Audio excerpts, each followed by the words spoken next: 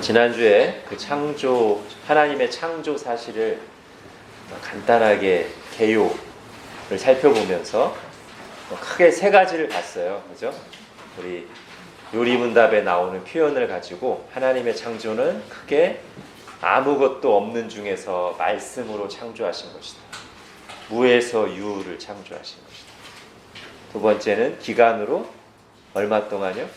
엿새 동안 창조하셨고, 세 번째는 그 창조하신 만물, 인간을 포함한 창조하신 만물의 상태, 하나님의 창조의 결과는 하나님의 보시기에 심히 좋았다. 그래서 하나님의 창조는 선한 창조다.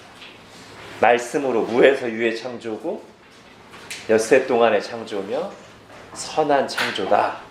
이것을 우리가 살펴봤죠. 그러면서 세 번째, 그 선한 창조라고 할 때 그 선함이, 그 좋음이 헬라 사상처럼 영은 선하고 육은 악하고 그런 게 그렇게 가면 안 된다고 했죠. 우리가 성경 말씀대로 기독교 세계관을 그대로 충실하게 적용하면 우리가 이 물질이나 육체나 눈에 보이는 모든 것들을 너무 높게 봐서 자랑한다든지, 그것 때문에 염려한다든지, 집착한다든지, 숭배한다든지, 그렇게 가도 안 되고, 또 너무 부정적으로 봐서, 그죠? 소홀히 하거나 안 좋게 보거나 그 자체로 그렇게 가는 것도 안 된다.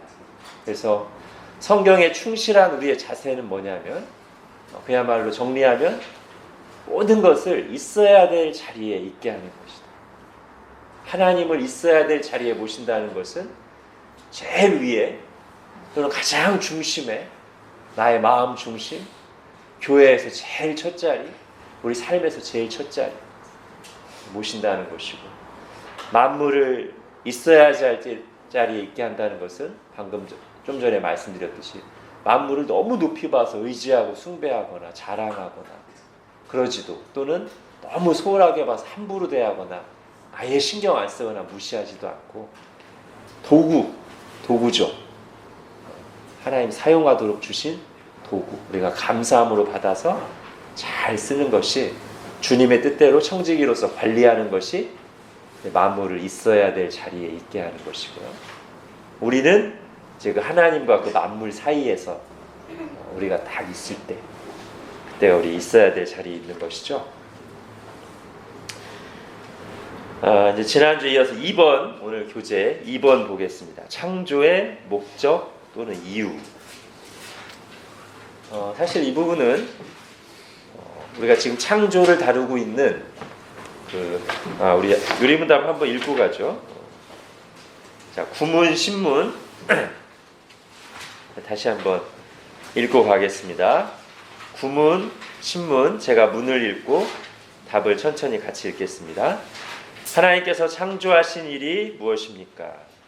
하나님께서 창조하신 일은 엿새 동안 아무것도 없는 중에서 그분의 능력 있는 말씀으로 만물을 지으신 것인데, 하나님의 보시기에 모든 것이 매우 좋았습니다.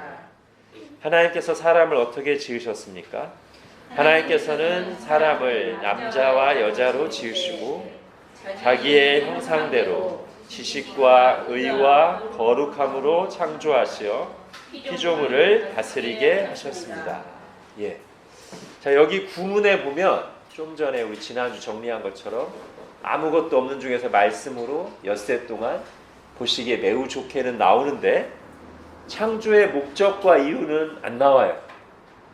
그런데 제가 여기다 써놨어요. 뭐라고 썼습니까? 하나님의 영광을 위하여 그분의 뜻대로. 자, 이게 어디서 가져온 거예요? 7문답에서 가져왔어요. 지금 우리 요리문답의 구조가 어떻게 되어 있냐면, 하나님의 사역, 하나님이 하시는 일을 얘기할 때 맨 앞에 작정을 뒀습니다. 이것은 시간과 공간, 모든 역사가 시작되기 전에, 그 전에 하나님이 하신 일. 그죠? 그러니까 이게 시간적으로, 논리적으로 제일 앞서요. 그러면서 이 작정을 펼쳐가시는 게 크게 두 개로 어떻게 돼요? 하나는 지금 하고 있는 창조를 통해서 하나님이 영원 속에서 계획하신 바를 실제로 역사 속에서 펼쳐가신 거고, 또 하나는 그 창조하신 세계를 섭리하심으로써 하나님의 작정을 이루어 가신다. 지금 이 구조로 돼 있단 말이죠. 그렇기 때문에 이 창조와 섭리는 다 여기에 걸려요. 그런데 작정의 목적, 작정의 이유 자체가 뭐였습니까? 하나님의 영광을 위해서고 하나님의 기쁘신 뜻대로잖아요. 이게 자연스럽게 밑으로 승계되는 거죠. 그죠?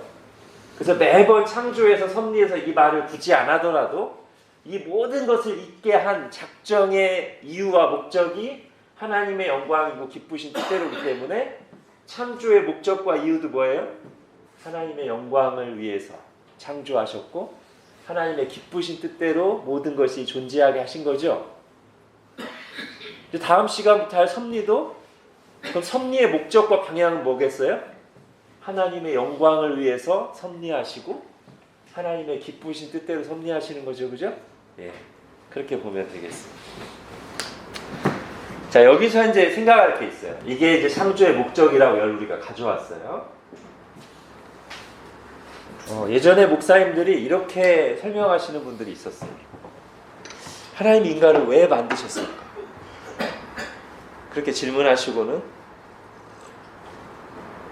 우리의 성경과 우리의 전통 신앙고백서가 말하는 대로 답을 가져온 게 아니라 그냥 우리 수준에서 상상해서 뭐라고 답변을 스스로 하냐면 하나님도 혼자 계시면 외로우실 거 아니에요. 그러니까 하나님과 함께할 사람들을 만드신 거라고요. 이렇게 설교하시는 걸 제가 몇 번 들었어요. 아마 여기 계신 분들 중에도 그렇게 들으셨거나 생각하시는 분들이 있을 수 있습니다. 성경은 한 군데도 그렇게 얘기하지 않습니다. 하나님은 스스로 완전하세요. 그리고 삼위일체 하나님이 온전한 사랑 가운데 거하십니다. 하나님이 외로워서 뭔가 감정적인 결핍이 있어서 그러면 사실 우리 신앙, 성경과 신앙 고백이 어긋나는 생각이고 말이에요. 그것은 하나님이 뭔가 부족한 분으로 은근히 얘기하는 거거든요. 그렇죠?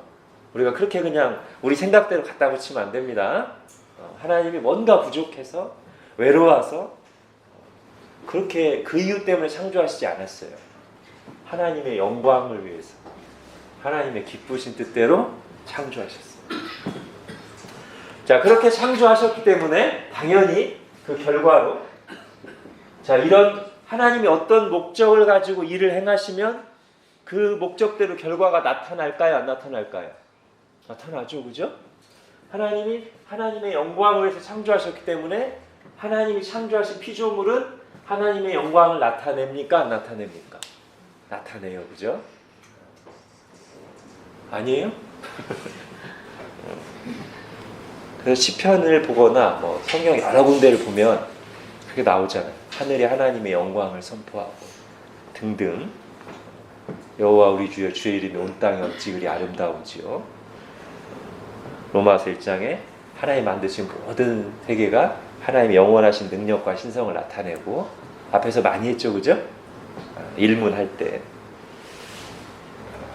거기에 누구도 포함되겠어요? 사람도. 그죠? 하나님의 피조물 중에 최고 절정 클라이맥스가 사람이잖아요. 그죠? 사람까지 딱 지으시고 나서 보시기에 심히 좋았다고 하셨잖아요. 그러니까 우리가 기본적으로 하나님의 영광을 드러냅니다. 그런데 일반 피조물들하고요, 우리 작정 예정할 때 작정 속에서도 하나님의 모든 계획 속에서도 특별히 이성적인 피조물에 대한 하나님의 계획을 예정이라고 했죠. 그죠? 이성적인 피조물이 하나님의 영광을 드러내는 방식이 약간 차이가 있는 것 같아요. 자, 일반 피조물들은 이거는 이제 인간하고 천사죠. 그냥 다른 게 없어요. 그냥 그 자체로 존재하는 것, 그 자체로 하나님의 영광을 드러내요. 본인들의 의지로 뭐 할 그게 없어요. 이성적인 피조물들은 이렇게 신묘박측하게 오묘하게 창조된 이 모습 자체, 다른 피조물들과 마찬가지로 우리가 나무를 보고도 와 찬탄하는데 나무보다 우리가 훨씬 더 복잡하게 정교하게 창조됐잖아요. 그러니까 우리도 우리 몸 자체가 하나님의 영광을 드러내요. 근데 이성적인 피조물들은 그렇게만 하나님께 영광 돌리는 게 아니라 또 어떻게 영광을 돌리게 돼 있어요? 그런 존재 자체에 더해서 하나님 주신 그 자유의지를 가지고 인격적으로 자신의 의지로 하나님께 반응하고 순종하고 영광 돌림으로써 하나님의 영광을 드러내요. 그죠? 근데 그 부분이 우리가 지금 깨진 거예요. 그죠? 그러니까 여전히 우리는 우리의 이 모습 자체로 하나님의 영광을 드러냅니다. 다른 모든 피조물들과 함께. 그런데 그것을 거의 덮고도 남을 만큼 우리의 타락한 본성이 과연 인간이 하나님께 영광이 되는가라고 할 만큼 인간이 타락한 본성이 있는 거예요. 그죠? 그 부분이 이제 예수 그리스도 안에서 회복되면 이제는 그 부분도 하나님께 영광이 되도록 우리가 구원을 받는 것이죠. 변화되어 가는 것이고. 자, 피조 세계가 하나님의 영광을 드러냅니다. 거기에 조금 더 플러스한다면 뭐 같은 내용일 수 있습니다만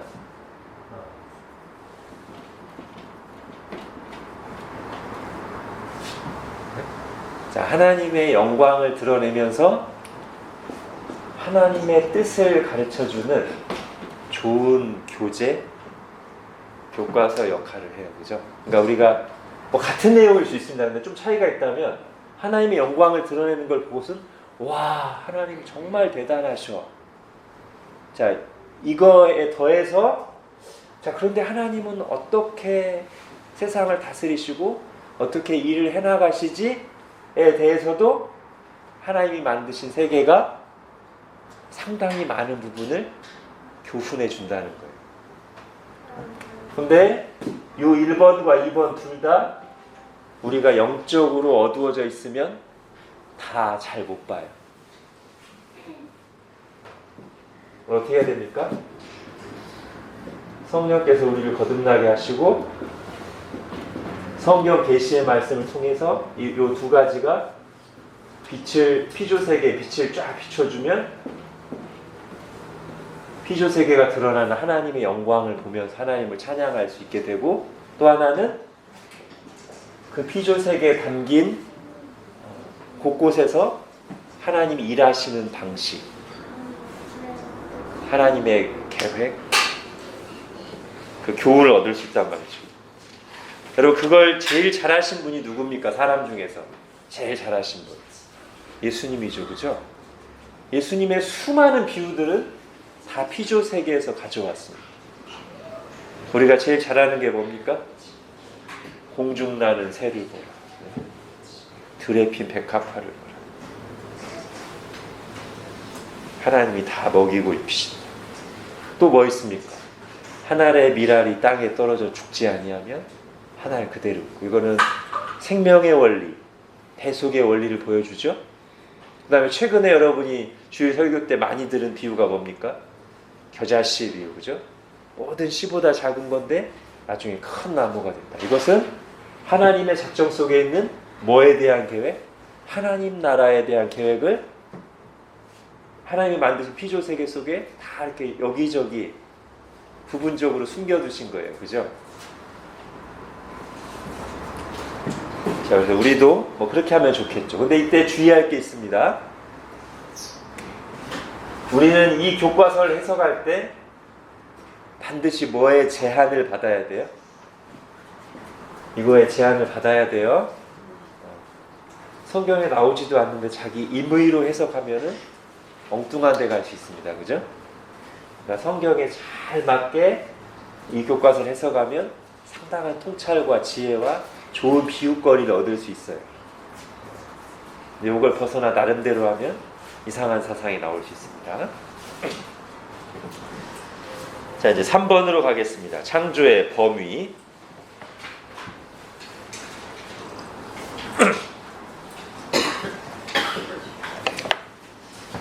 자, 이것에 대해서는 우리 소유리 문답은 그냥 만물이라고만 했어요.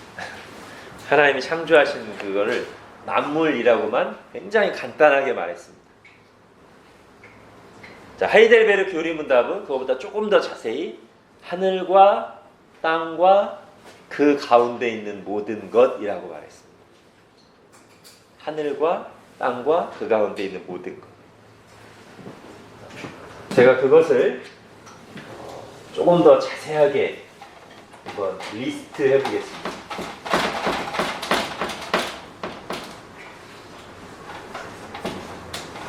자, 하나님이 뭐를 창조하셨을까? 우선 우리가 보통 생각하는 것은 존재하는 모든 것, 그죠? 근데 제가 여기다 하나를 추가할게요. 모든 개념, 그리고 존재들이 가지고 있는 모든 특징. 사실 하나님이 창조하셨다는 것은 우리가 생각하면 생각할수록 무궁무진한데요.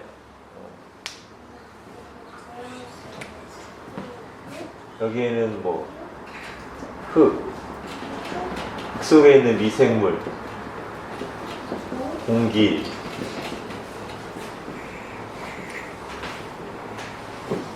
자, 개념은 이제 이런 겁니다.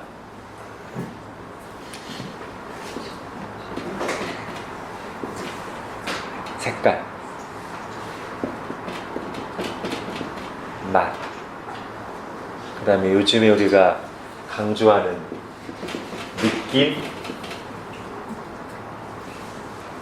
어때요? 느낌이 창조됐습니까? 창조되지 않았습니까? 하나님이 우리가 느끼도록 해주시지 않았으면 우리가 못 느끼죠? 아니에요?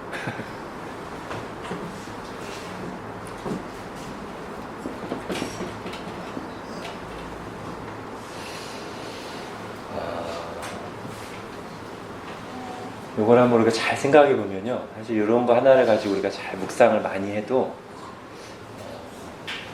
좀 우리가 좀 더 자유로워지고 깊어질 수 있어요.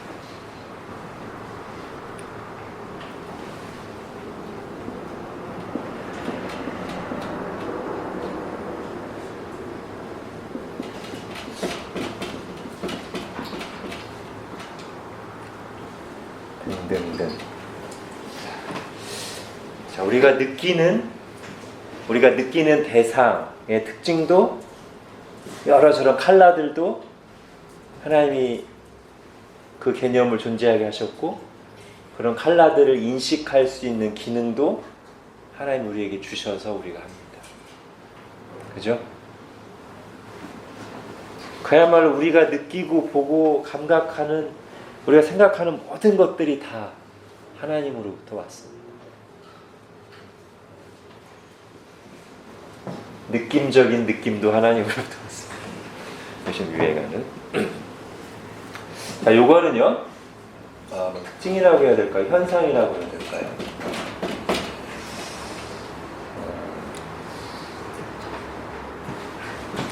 자, 요걸 한번 해볼까요? 만유인력. 저거를 누가 발견했죠?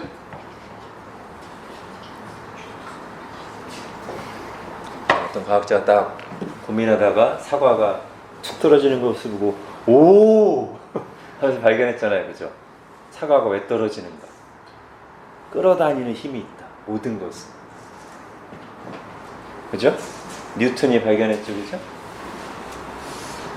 근데 그 사람은 발견한 사람이고요. 요 현상 자체는 하나님이 만드신 거죠?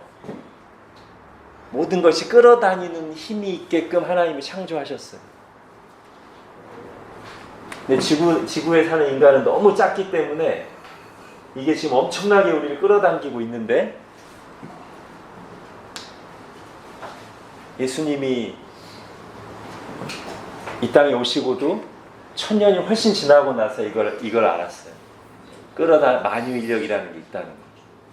근데 그 힘은 사람이 발견하기 전부터 원래 있었어요. 왜 있었냐면 하나님이 그렇게 만드셨거든요. 모든 것이 끌어당기게. 그죠? 자, 만유인력하고 이제 조금 같이 할 수 있는 게, 그럼 배가 이렇게 있잖아요. 배가 어떻게 떠 있을 수 있죠? 자, 만유인력이 지금 작동하고 있는데 끌어당기는 힘이 작동하고 있어요. 그런데 여기서 이 미는 힘,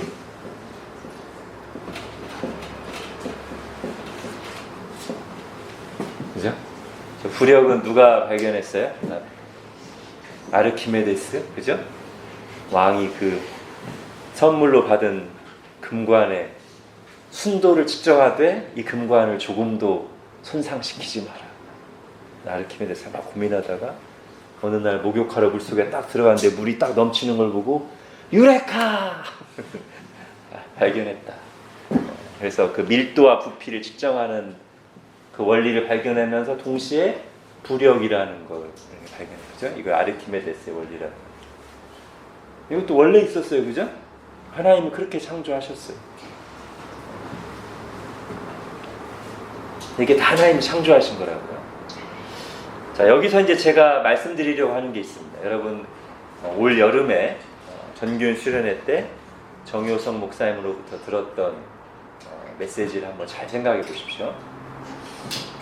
하나님이 이제 이 모든 것을 만드셨다.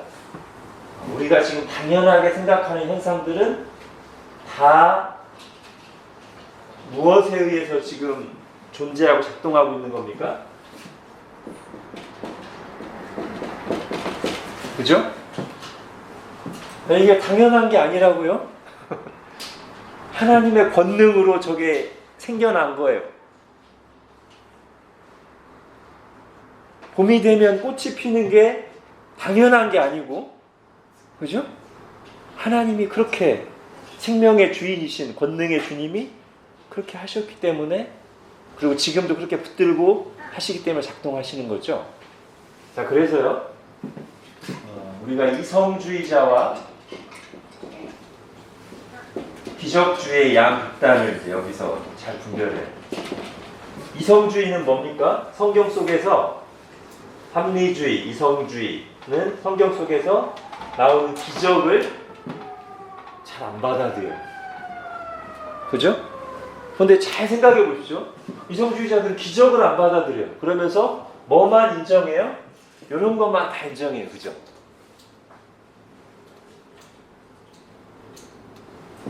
이걸 누가 만든 건데? 하나님이. 만유인력을 만드신 분이 만유인력을 잠깐 조정 못해요? 생명을 만드신 분이, 만물을 만드신 분이 그 만물을 잠깐 조정 못해요? 이성주의는 거기서 막아놨어, 스스로. 하나님이 만드신 눈에 보이는 질서를 인정하면서 하나님이 그것에 제한받고 거기를 벗어날 수 없다고 생각해요. 참 바보 같은 거죠, 그죠? 이걸 만드신 분이 왜 그거를 조금 더 조정하는 거에 대해서 그렇게 막 경악하고 불가능한 일로 생각할까요? 부력을 만드신 분, 만유인력을 만드신 분이 무리를 걷는 게 뭘 그렇게 어려워요? 모든 양식을 만드신 분이 오병이어를 만드시는 게 뭘 그렇게 어려워요? 창세기 1장 1절만 받아들이면 성경 속의 기적을 못 받아들일 게 뭐가 있어요? 창세기 1장이 가리키는 모든 것 속에는 이 모든 기적들이 다 들어가 있는데,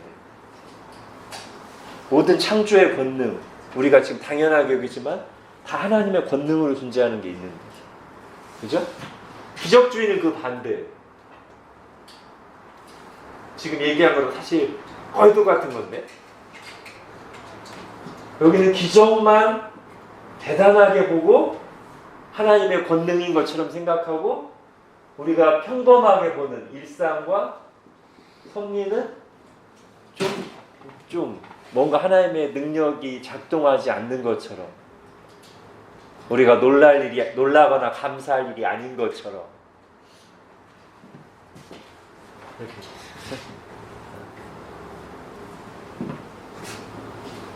여러분, 물 위를 걷는 거나 물이 흐르는 거나 다 똑같이 하나님의 권능을, 그죠? 그래서 이제 어떤 분은 자연이라는 말을 쓰면 조금 못마땅해 하시는 분이 계세요. 우리 교우 중에도 저한테 이 말을 하신 분이 있어요. 그래서 제가 사실 자연이란 말을 많이 쓰진 않아요. 왜 그럴까요? 이 자연이 스스로자 그럴 연이어서 피조 세계는 자연이 아니라는 거예요. 엄밀한 의미에서. 스스로 그러는 게 아니라 뭐에 의해서 된다는 거예요? 하나님의 권능으로 창조됐고 지금도 하나님의 권능으로 붙들고 계셔서 그런 거지 스스로자 그럴 연이 아니기 때문에 자연이란 말을 목사님 되도록 안 써야 되지 않을까요? 제가 어느 정도 동의합니다. 근데 우리가 이제 자연이라고 할 때 그것까지 보통 생각 안 하고 그냥 인간의 손이 가해져서 문화가 나오기 전에 하나님이 창조된 원래의 상태를 또 우리가 자연이라고 많이 쓰기 때문에 제가 쓰기도 합니다. 그죠? 근데 지금은 그 개념을 좀 적용할 필요가 있어요. 기적도 일상의 섭리와 이 우리가 다 당연하게 하는 질서들도 다 자연입니까? 자연이 아닙니까? 자연이 아니에요. 스스로 그러는 게 아닙니다. 하나님의 권능으로 된 것입니다. 그죠? 그러니까 우리가 뭐에 대해서도 똑같이 놀라고 감사해야 돼요? 기적뿐만 아니라 일상과 섭리에 대해서도 우리가 똑같이 놀라고 감사해요. 사과가 딱 떨어지면 오! 물이 막 흘러가면 오! 물론 매번 그러면 우리가 살기가 어렵겠죠, 그죠? 그러나 그런 의식을 가지고 있어야 된다고 말씀드립니다. 다 하나님의 솜씨입니다.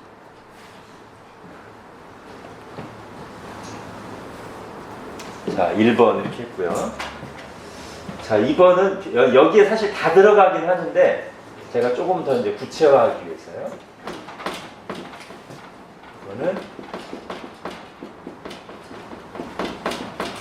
눈에 보이는 것과 보이지 않는 것, 그죠? 여기서 눈에 보이지 않는 것이란 미생물이나 공기를 말하는 게 아닙니다. 영적 존재를 말합니다. 골로새서 1장에 보면 그 말이 나오죠, 그죠? 하나님이 모든 걸 창조하셨는데 예수 그리스도를 말미암아 눈에 보이는 것과 보이지 않는 것도 창조하셨다. 여기 그때 눈에 보이지 않는 것은 영적 존재를 말하는 거예요. 영적 존재 뭐가 있겠어요? 천사, 그죠?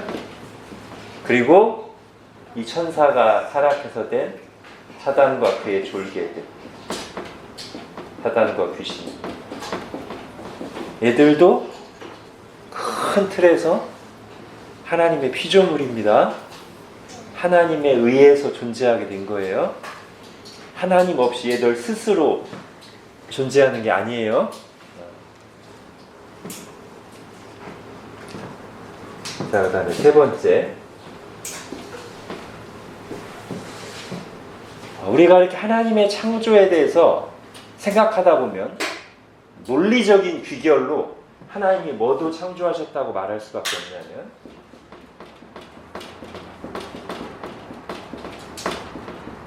시간과 공간도 하나님이 창조하셨다고 말할 수밖에 없습니다. 이거는 논리적인 귀결입니다. 만약에 하나님이 시간과 공간을 창조하지 않으셨으면 하나님 전에 시간과 공간이라는 게 있었고 하나님도 그 시공 안에서 존재하시는 게 그래서 굳이 그림으로 보여보자면 아무것도 없는 중에 하나님만 계시던 중에 어느 시점에 딱 여기가 어딜까요? 창세기 1장 2절에 나온 태초에 이때부터 뭐가 존재하기 시작했어요? 이때부터 시간이 시작됐어요. 이때부터 공간이 시작됐어요. 그리고 나머지 모든 피조물들은 다 시공 안에 있어요. 하나님만 시간과 공간이 있기 전부터 계셨고 지금도 시간과 공간을 초월해서 계세요. 그죠? 우리는 지금 여기 있지만 하나님 여기 계시고 여기도 계시고 여기도 계시고.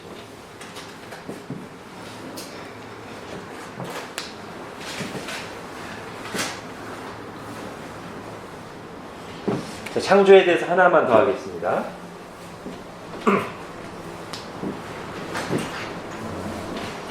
자, 하나님이 뭔가를 창조하셨다는 것은 어떤 의미를 가집니까? 그걸 하려고 해요. 네, 제가 복음반 할 때 늘 했던 겁니다. 잘 기억해 봐요. 하나님이 뭔가를 창조하셨다는 것은 없던 것을 딱 존재하게 하셨다는 뜻이면서 그 존재에게 위치를 지정해 주시고 그리고 그 위치에서 할 일까지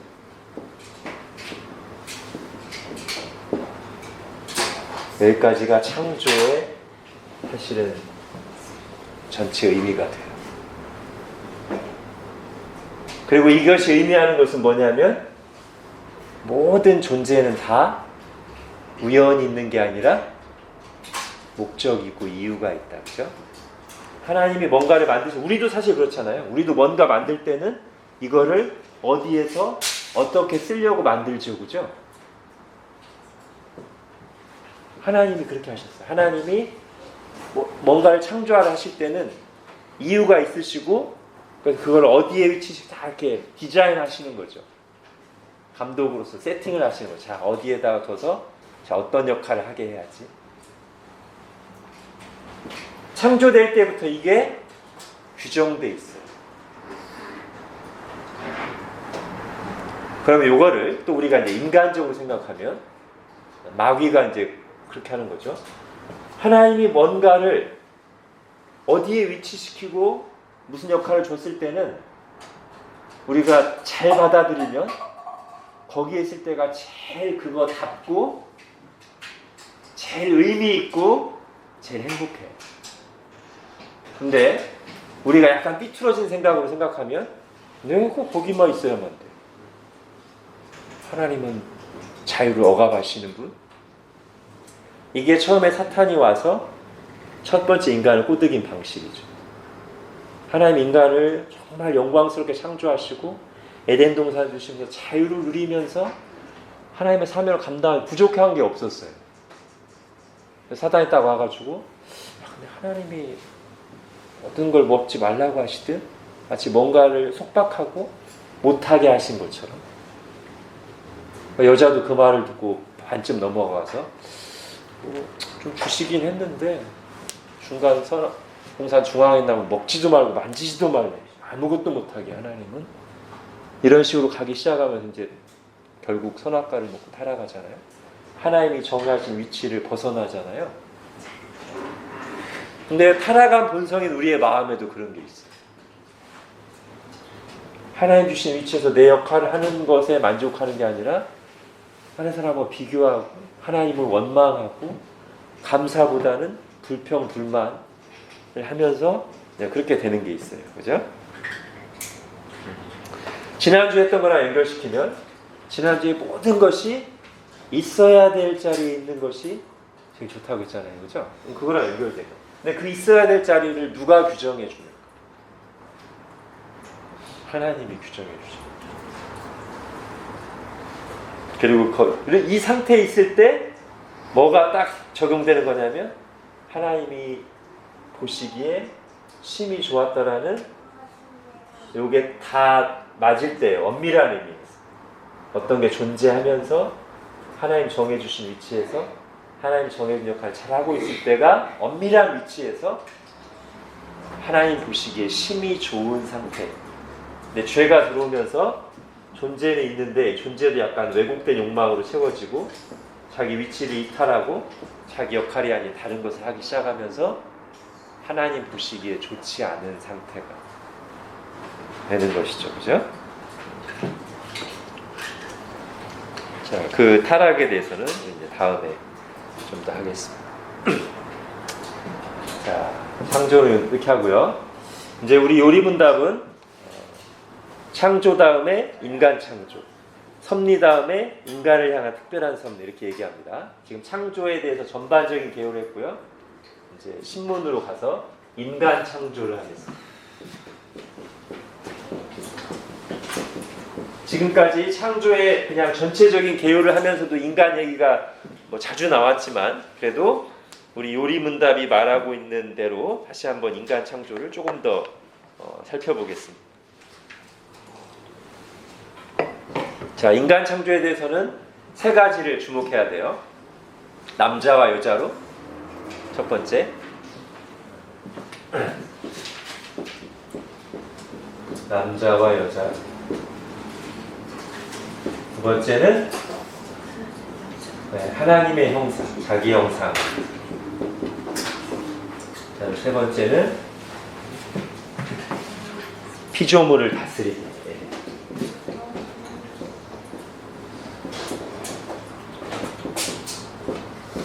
자, 이게 성경이, 그리고 성경을 잘 요약한 요리문답이 사람을 어떻게 창조하셨는가로 말할 때 선택한 세 가지 핵심 요약입니다. 우리 얘기인데, 자, 우리를 하나님 이렇게 지으셨구나, 이게 우리구나, 이게 인간이구나 라고 잘 우리가 깊이 바르게 받아들이면 좋겠죠.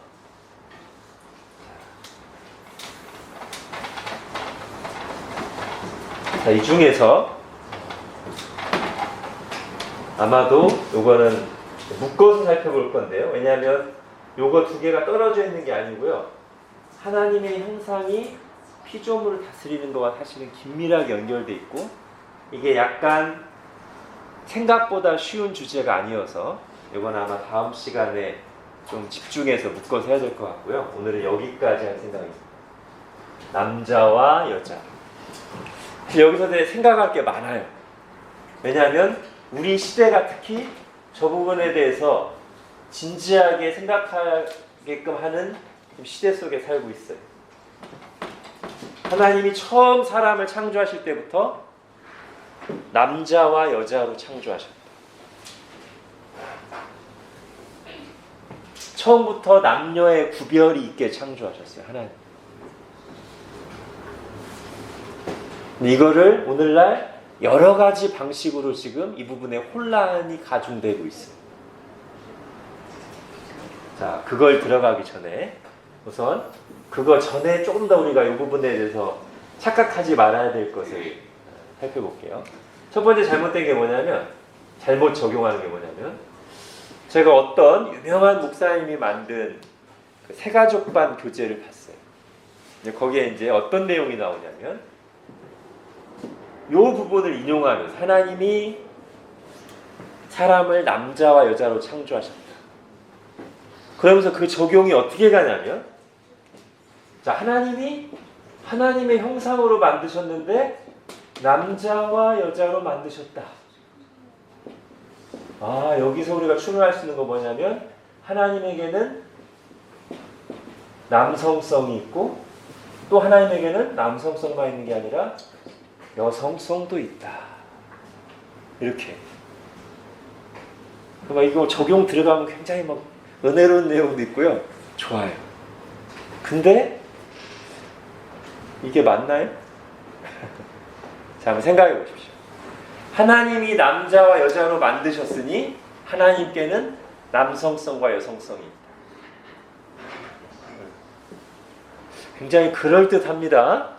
이때 이제 우리의 그 논리를 잘 세워나가야 돼요. 이게 조금 더 나가면 어떻게 될까요? 여기까지만 보면 별로 큰 문제 없어 보이고 오히려 그럴듯해 보이기까지 해요. 여기서 좀 더 나가면 어떻게 될까요?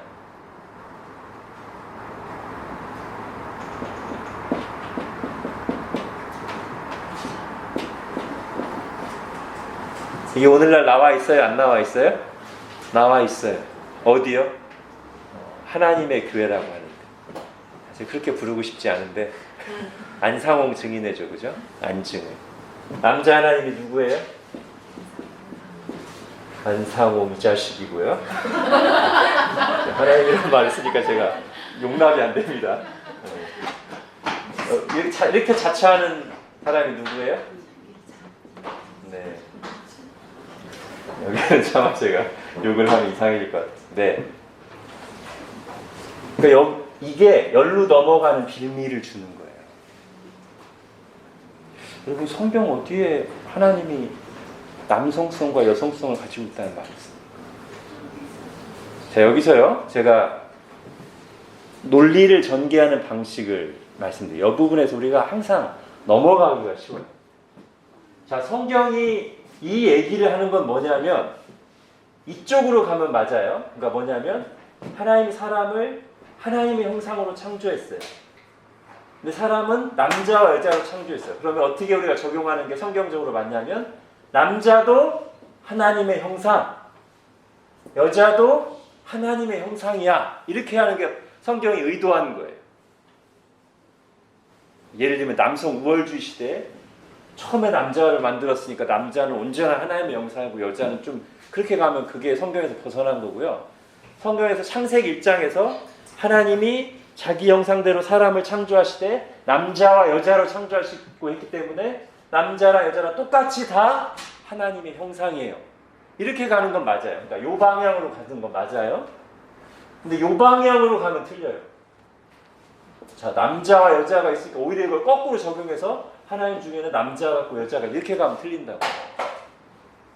그러니까 방향을 원래 성경에 의도한 방향대로 가야지 이렇게 가면 틀려요. 뭐랑 비슷하냐면 죄가 있으면 고난이 오는 거 맞아요.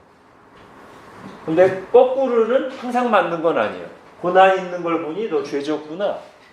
이거는 맞을 수도 있고 틀릴 수도 있어요. 그죠? 방향을 잘해야 됩니다. 성경에서 하나님께 남성성과 여성성이 있다는 얘기 한 적이 없어요. 요 얘기만 하고 있을 뿐이고 요 얘기에서 하는 건 뭐냐면 인간은 하나님의 형상인데 남자도 여자도 다 하나님의 형상. 마치 이거랑 비슷합니다. 물을 가지고 단물도 만들었고 쓴물도 만들었더니 어떻게 적용하는 셈이에요? 자, 요것도 주 구성 성분이 물이고 이것도 주 구성 성분이 물로 됐다 하면 맞아요. 근데 거꾸로 하면 어떻게 돼요? 자, 물을 가지고 단물, 쓴물을 만드는 걸 보니까 물에는 단 성분도 있고 쓴 성분도 있다. 이렇게 하면 맞아요, 틀려요? 아니죠. 이게 그 방식이에요. 하나님의 형상으로 남자, 여자 창조했더니 하나님께는 남자 특징도 있고 여자 특징도 있다. 이거는 이 방식이라고요, 지금. 이건 잘못된 거예요. 그런 얘기 없어요. 자, 이렇게 잘못된 걸 은근히 열어주면 이런 게 사람들한테 먹힌다고. 지금 요 안중에서 이런 걸 얼마나 잘 활용하겠습니까?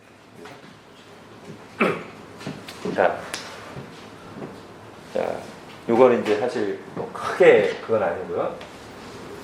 진짜 이게 오늘날 문제되는 것은 다른 두 곳에서 나타나는데 그 중에 하나는 뭡니까? 자, 하나님이 처음부터 사람을 남자와 여자로 창조하셨습니다. 그리고 창세기 2장 그리고 그들에게 뭐라고 명령하십니까? 생육하고 번성하여 땅에 충만하여. 그리고 이 얘기가 이제 창세기 2장에 가면 조금 더 이렇게 자세하게 남자와 여자가 연합하여 한 몸을 이룬다.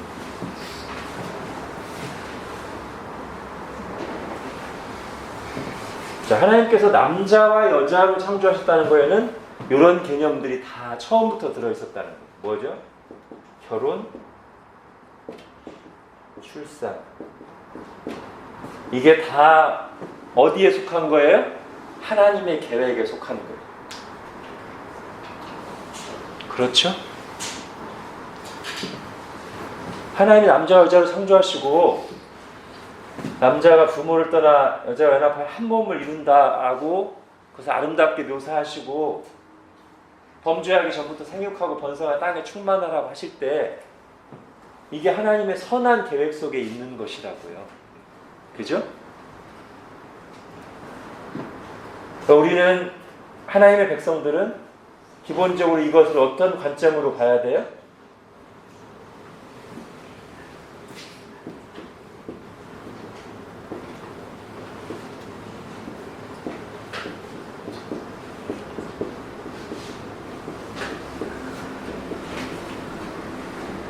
결혼과 출산을 하나님의 계획, 하나님의 뜻, 선하고 아름다운 것, 서로 기본적으로 봐야 돼. 그죠?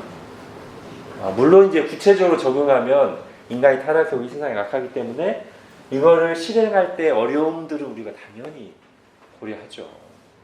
근데 거기서 우리는 항상 어떤 현상이 어려울 때 조금 더 우리는 어디까지 가냐면 현상이 있고요. 원래 본질이 있어요. 그럼 우리는 현상만 안 좋게 봐야 되는데 이 현상 때문에 본질까지 안 좋게 보는 경우가 있어요. 예를 들면 교회가 안 좋은 모습이 있어요. 교회에 대한 부정적인 경험이 있어요. 그러면 내가 부정적으로 경험했던 그 교회나 그렇게 교회를 이룬 그 목회자나 교우들의 문제 이렇게 딱 보고 그럼 어떻게 우리가 성경이 말하는 대로 교회를 이루어갈까로 가야 되는데 어떻게 가요? 교회 다 썩어서 교회 자체를 부정. 자, 직분자들을 세웠더니 인간의 본성이 약해서 그리고 그 교회에서 직분에 대해서 잘 가르치고 그렇게 하지 못해서 직분자들이 문제를 일으켜. 장로들, 권사, 집사의 문제를 일으켜. 그러면 어떻게 해야 돼요? 뭐가 문제입니까? 성경에서는 직분을 세우고 그 직분을 통해서 교회를 잘 다스려 가도록 한 게 하나님의 뜻인데 이걸 우리가 어떻게 해야 될까를 고민하고 더 바르게 하기 위해서 노력하는 게 아니고 어떻게 가요? 직분 세우면 다 교회 망가져. 안 해. 직분 세우지 마. 우리는 무직분으로 갑시다. 얼마나 좋습니까? 이거는 뭐예요? 자기가 하나님보다 더 위에 있는 거예요. 마찬가지예요. 오늘날 결혼, 출산에 대한 어려움이 있습니다.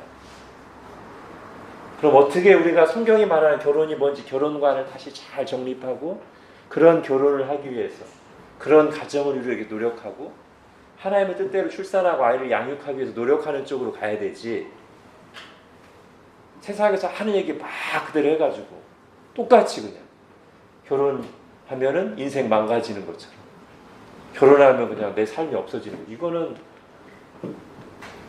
현상에 뭐가 더해진 거예요? 개인주의가 더해져서 이거는 제가 주일날에도 했잖아요. 개인주의자를 위한 하나님의 나라는 없다. 같이 묶여져서 지금 결혼 자체에 대해서 출산 자체에 대해서 부정적인 경향이 있는 거거든요. 그런 거 우리가 잘라내야죠. 성경 말씀에 근거해서 아니야.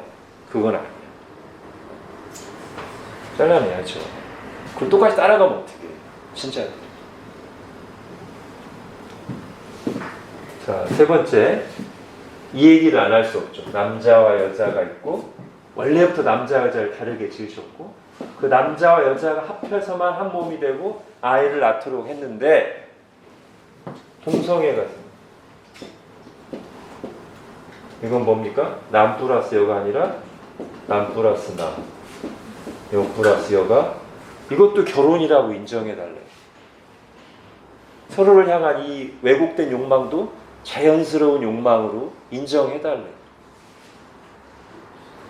여러분 뭐 레위기나 로마서까지 갈 필요도 없습니다. 사실은 이 자체가 창세기 1, 2장에서 말하는 이 자체가 이건 잘못된 거라고 분명하게 얘기하는 것이죠.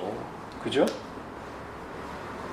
그리고 여기서 또 이걸 생각해야 됩니다. 이걸 여러분 우리가 갖는 모든 생각 모든 욕망을 다 그럴 수도 있어라고 하면 안 돼요.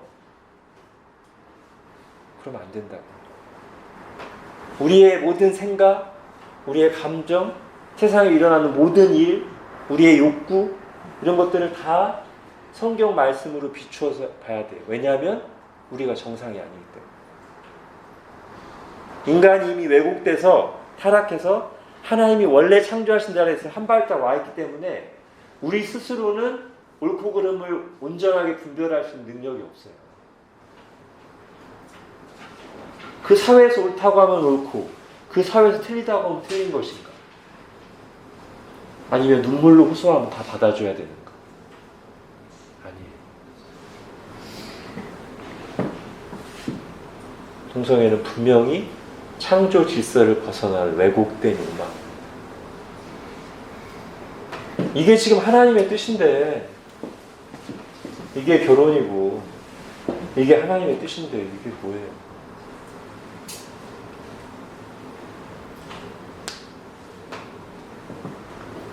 근데 오늘날은 이게 원래 이게 없는 시대이기 때문에 요걸로만 판단해. 요걸로 판단해 보니까 동성애를 느끼는 사람들이 있대. 근데 이게 없기 때문에 우리가 저 사람들을 무슨 근거로 판단하지?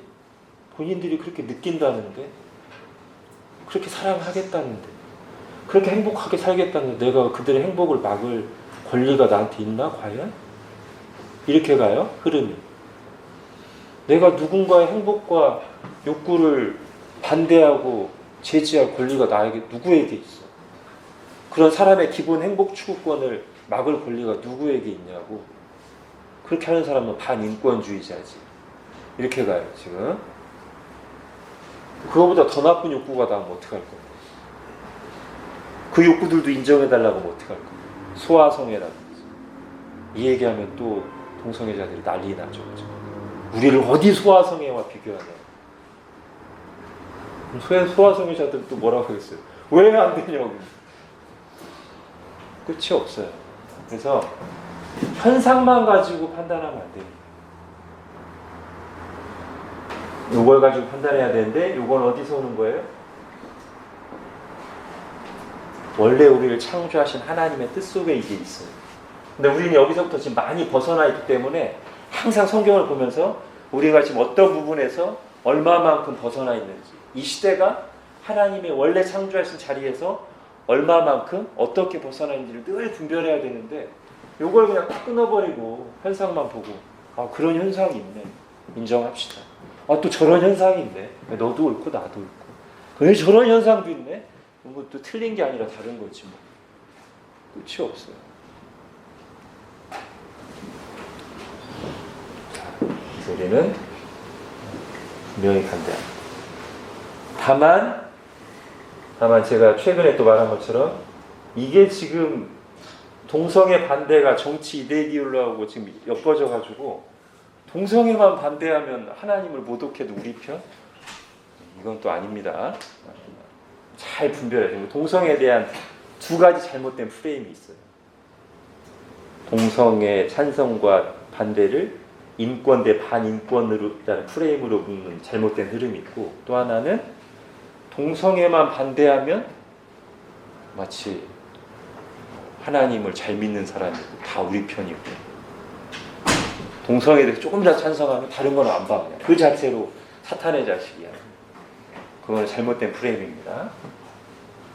동성애 하나 때문에 나라가 망하거나 교회가 망하진 않아요. 절대. 그렇게 주장하는 것 자체가 이미 누군가의 선동으로 된 거예요. 여러분, 동성애 하나 때문에 교회가 망하지 않습니다. 제가 동성애를 이렇게 강하게 반대한다고 해서 동성애 하나 때문에 교회나 나라가 망한다고 주장한 적은 한 번도 없어요. 오히려 우리는 동성애자들을 복음으로, 그들이 정말 복음으로 동성애에서 벗어나거나 동성애를 극복하도록 사랑으로 도와야죠. 동성애 자체는 분명하게 반대하고요. 동성애자들을 대할 때는 지금 하는 것처럼 막 과격한, 그러니까 그 인권 프레임이 통하는 거예요. 정말 사랑의 자세로 하면서 반대해야 인권 프레임이 그나마 덜 먹히는데, 진짜 좀 약간 너무 과격하게 동성애를 반대하니까 그런 부분이 또 딱 찍히고 나오면서 동성애를 반대하는 사람은 다 그렇게 과격한 것처럼 그렇게 되는 것이죠. 자, 하나만 더 하겠습니다. 남자와 여자로. 여러분들이 지금 제가 하는 말들을 얼마나 다 지금 수용하는지는 잘 모르겠어요. 표정으로는 다 안 읽히니까.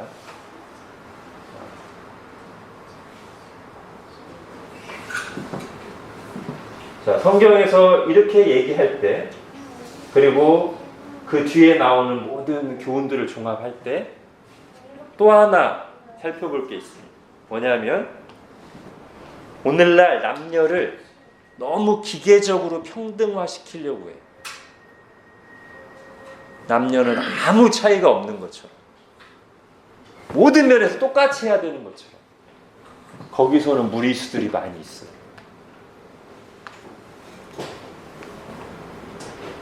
우리가 다 그 영향을 지금 받고 있을 겁니다.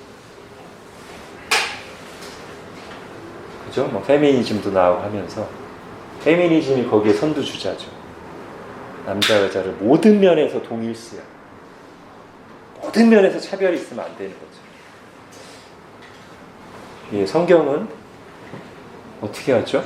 그 부분에 대해서 지금 페미니즘이 주장하는 것처럼 남자와 여자는 전혀 차이가 없고 모든 일을 다 똑같이 해야 되고 기계적으로 평등해야 된다고 주장합니까? 성경은 어떻습니까? 우리 자매님들 어떻습니까? 성경이 그렇게 말합니까? 성경은 남자와 여자 똑같이 하나님의 형상으로 하나님의 자녀로 똑같이 귀하게 봅니다. 그러나 분명히 차이가 있다고 말합니다. 남자와 여자의 역할의 차이가 있고 질서가 있다고 분명히 말합니다. 이거는 제가 성경을 믿는 한 부정할 수가 없어요. 마음에 안 들어도 어쩔 수 없어요. 이 시대에 안 맞아도 어쩔 수 없어요. 성경이 그렇게 말하고 있어요. 어떻게 할 거예요? 근데 이 시대가 다르게 얘기하고 있고 내가 생각할 때도 성경보다는 이 시대가 주장하는 게 나에게 더 유리하거나 내 감정에 맞으니까 우리가 이걸 받아들여야 될까요? 아니면 많은 사람들이 이렇게 주장하고 내 본성도 그게 더 나한테 유리한 거 끌리지만 성경이 다르게 말하고 있다면 우리가 성경을 붙잡아야 될까?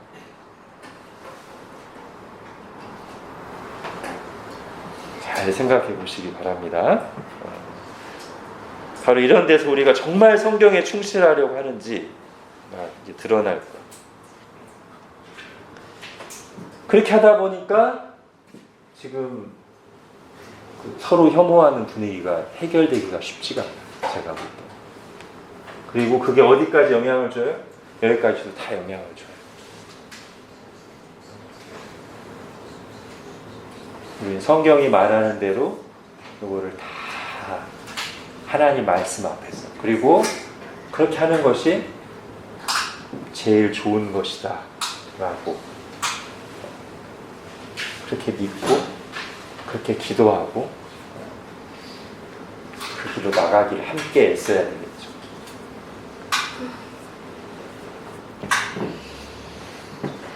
네, 여기까지 하겠습니다.